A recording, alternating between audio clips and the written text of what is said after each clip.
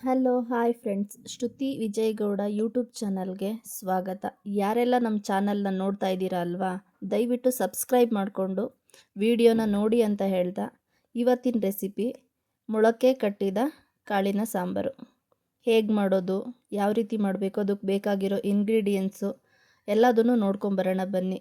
ಅನ್ನ ಮುದ್ದೆ ಜೊತೆಗೆ ಒಂದೊಳ್ಳೆ ಕಾಂಬಿನೇಷನ್ ಅಂತಲೇ ಹೇಳ್ಬೋದು. ತುಂಬ ಸಿಂಪಲ್ಲಾಗಿ ಹಾಗೆ ತುಂಬ ಟೇಸ್ಟಾಗಿ ಮಾಡ್ಬೋದಾದಂತಹ ಒಂದು ಸಾಂಬಾರು. ಬನ್ನಿ ಇದಕ್ಕೆ ಬೇಕಾಗಿರೋ ಇಂಗ್ರೀಡಿಯೆಂಟ್ಸ್ ಏನು ಅಂತ ನೋಡೋದಾದರೆ, ಮೊದಲಿಗೆ ನಾನಿಲ್ಲಿ ಒಂದೆರಡು ಈರುಳ್ಳಿನ ಕಟ್ ಮಾಡಿ ತಗೊಂಡಿದ್ದೀನಿ.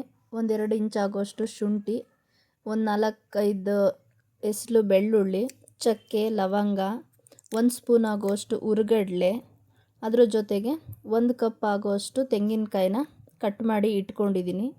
ಒಂದು ಸ್ವಲ್ಪ ಕೊತ್ತಂಬರಿ ಸೊಪ್ಪು, 1 ಟೊಮೆಟೊನ ಕಟ್ ಮಾಡಿ ತೆಗೆದಿಟ್ಕೊಂಡಿದ್ದೀನಿ. ಮತ್ತು ಇದ್ರ ಜೊತೆಗೆ ಅಚ್ಚ ಖಾರದ ಪುಡಿ, ಧನಿಯಾ ಪುಡಿ, ಒಂದು ಸ್ವಲ್ಪ ಅರಿಶಿನ ತೊಗೊಂಡಿದ್ದೀನಿ. ಒಗ್ಗರಣೆಗೆ ಈರುಳ್ಳಿ, ಸಾಸಿವೆ, ಕರಿಬೇವು ಸೊಪ್ಪನ್ನ ತೊಗೊಂಡಿದ್ದೀನಿ.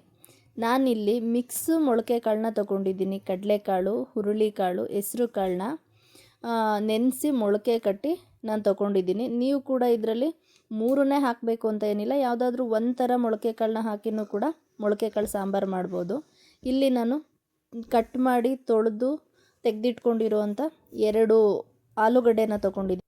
ಬನ್ನಿ ಇವಾಗ ಒಂದು ಮಿಕ್ಸಿ ಜಾರ್ನ ತೊಗೊಂಡು ಅದಕ್ಕೆ ತೆಗೆದಿಟ್ಕೊಂಡಿರುವಂತಹ ತೆಂಗಿನಕಾಯಿ, ಕೊತ್ತಂಬರಿ ಸೊಪ್ಪು, ಬೆಳ್ಳುಳ್ಳಿ, ಶುಂಠಿ, ಕಟ್ ಮಾಡಿ ಇಟ್ಕೊಂಡಿರುವಂತಹ ಈರುಳ್ಳಿ, ಚಕ್ಕೆ, ಲವಂಗ ಇದಿಷ್ಟನ್ನು ಹಾಕ್ಕೊಂಡು ಅದರ ಜೊತೆಗೆ 1 ಟೇಬಲ್ ಸ್ಪೂನ್ ಆಗೋಷ್ಟು ಹುರ್ಗಡ್ಲೆ, ಖಾರದ ಪುಡಿ, ಧನಿಯಾ ಪುಡಿ, ಅರಿಶಿನ ಹಾಕ್ಕೊಂಡು ಮಸಾಲೆನ ರುಬ್ಕೊಂಡು ಬರೋಣ ಬನ್ನಿ. ಇವಾಗ ಮಸಾಲೆನ ರುಬ್ಬಿದ್ದಾಗಿದೆ.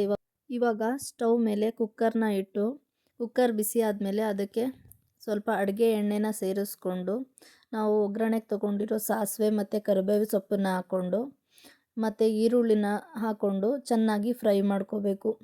ಈರುಳ್ಳಿ ಒಂಬಣ್ಣ ಬರೋವರೆಗೂ ಕೂಡ ಚೆನ್ನಾಗಿ ಫ್ರೈ ಮಾಡ್ಕೋಬೇಕು.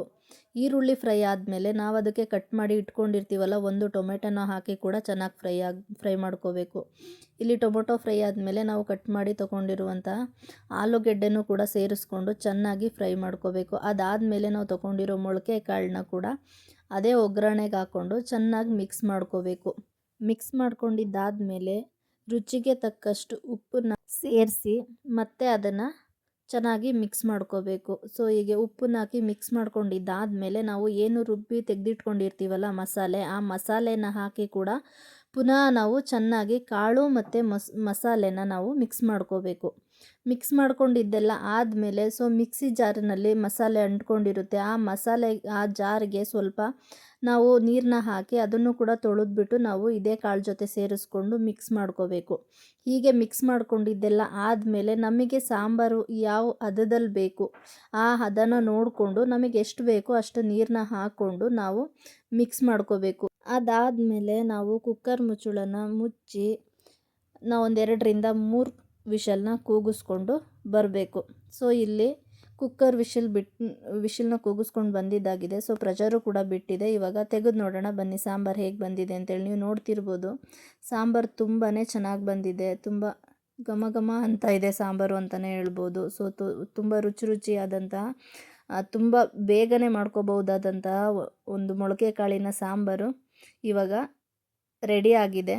ಸೊ ಮುದ್ದೆ ಜೊತೆಗೆ, ಅನ್ನದ ಜೊತೆಗೆ ಊಟ ಮಾಡೋದಕ್ಕೆ ತುಂಬಾ ಅಂದರೆ ತುಂಬಾ ಚೆನ್ನಾಗಿರುತ್ತೆ. ಮನೇಲೂ ಕೂಡ ಅಷ್ಟೇ ಎಲ್ಲರೂ ತುಂಬ ಇಷ್ಟಪಟ್ಟು ತಿಂತಾರೆ ಅಂತಲೇ ಹೇಳ್ಬೋದು. ಸೊ ನಿಮಗೆ ಈ ರೆಸಿಪಿ ಇಷ್ಟ ಆಗಿದೆ ಅಂದ್ಕೊಂಡಿದ್ದೀನಿ. ಈ ರೆಸಿಪಿ ಇಷ್ಟ ಆಗಿದ್ದರೆ ದಯವಿಟ್ಟು ಲೈಕ್ ಮಾಡಿ, ಶೇರ್ ಮಾಡಿ, ಕಮೆಂಟ್ ಮಾಡಿ, ಹಾಗೆ ಸಬ್ಸ್ಕ್ರೈಬ್ ಮಾಡೋದನ್ನು ಮರಿಬೇಡಿ friends. Thank you so much friends.